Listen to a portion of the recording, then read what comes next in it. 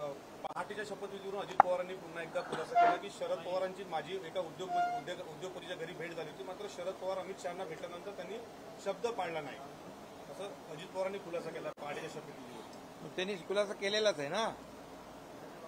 त्यामुळे आता त्यांचा जे काही अजितदादांच्या मागे कोण होतं, शपथ घेण्यासाठी कुणी पाठवलेलं, ते आता अजितदादांनीच खुलासा केलाय ना. त्यामुळे ही वस्तुस्थिती लोकांसमोर त्यांनी आणलेली आहे. त्यामुळे अजितदादा आणि आता आमच्या सोबत आहेत, महायुतीसोबत आहेत. आज महायुतीचं काम या राज्यामध्ये खूप चांगल्या प्रकारचं चालू आहे.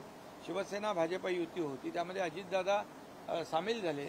आता आपण पाहतोय की 2 वर्षामध्ये या राज्यामध्ये जे काही सर्वांगीण विकास आम्ही करतोय, या सर्व घटकांना घेऊन पुढे जातोय. केंद्राची मदत आम्हाला मिळते आहे. मोदीजींनी देखील 10 वर्षामध्ये जो काही केलेला देशाचा विकास आहे तोही लोकांच्या समोर आहे.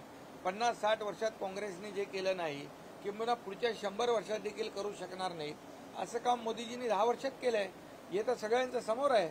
आणि राज्याने देखील केलेला विकास, राज्याने घेतलेले निर्णय, राज्याने लोकांसाठी सुरू केलेल्या योजना, मग शेतकरी, कष्टकरी, कामगार, महिला भगिनी, तरुण, ज्येष्ठ सगळ्यांसाठी आज म्हणून आम्ही डेव्हलपमेंट विकासाच्या मुद्द्यावर लोकांसमोर जातोय. शासन आपल्या दारीसारखा लोकाभिमुख कार्यक्रम आम्ही केला. थेट जनतेमध्ये जाऊन आम्ही केलो. घरी बसून काम करत नाही आम्ही, फेसबुक लाईव्ह करत नाही, डायरेक्ट लोकांसमोर जातो, बांधावर जातो, शेतावर जातो, लोकांच्या अडचणी समजून घेतो. आणि ऐकणारं सरकार आहे आणि ऐकून निर्णय घेणारं सरकार आहे. त्यामुळे या निवडणुकीमध्ये लोक केलेल्या कामाची पोचपावती देतील. घरी बसणाऱ्यांना नाही तर रस्त्यावर उतरून, फील्डवर उतरून काम करणाऱ्या लोकांना मतदान करतील. इंडियन एक्सप्रेसला दिलेल्या आणि म्हणून आज माजी मंत्री चंद्रकांत ठाकरे, सुभाष ठाकरे साहेब, चंद्रकांत ठाकरे हे सगळे लोक का येऊन सोबत येत आहेत, याचं कारण की हे काम करणारं सरकार आहे. आम्ही जनतेला ज्या काही सोयी सुविधा, जनतेला न्याय देण्याचं काम करतोय.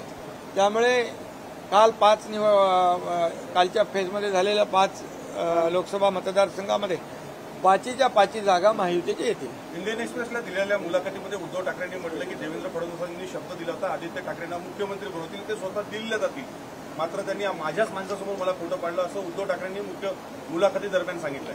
त्यांनी खूप मुलाखती दिलेल्या आहेत. बंद दरवाजा आड काय झालं तेही दिलं, तेही खोटं होतं. आता खोटं बोलण्याचं एक परिसीमा असते. खोटं बोला पण रेटून बोला.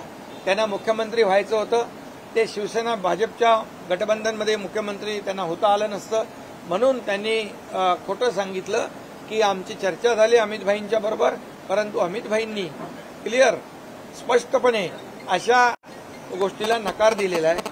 त्यामुळे खोटं बोल पण रेटून बोल ही त्यांची संस्कृती आहे. प्रकाश आंबेडकरांनी म्हटलंय की 2 महिन्यानंतर एकनाथ शिंदे जे आहेत ते मुख्यमंत्री म्हणून दिसणार नाहीत, भाजपला त्यांचा फायदा होताना दिसत नाही, अशा पद्धतीने त्यांनी हिंगोलीमध्ये वक्तव्य केलं. ठीक आहे, आता प्रकाश आंबेडकरांनी वक्तव्य केलं तर निवडणुकीमध्ये त्यांनाच आता त्याची कारण मीमांसा विचारा. थँक्यू.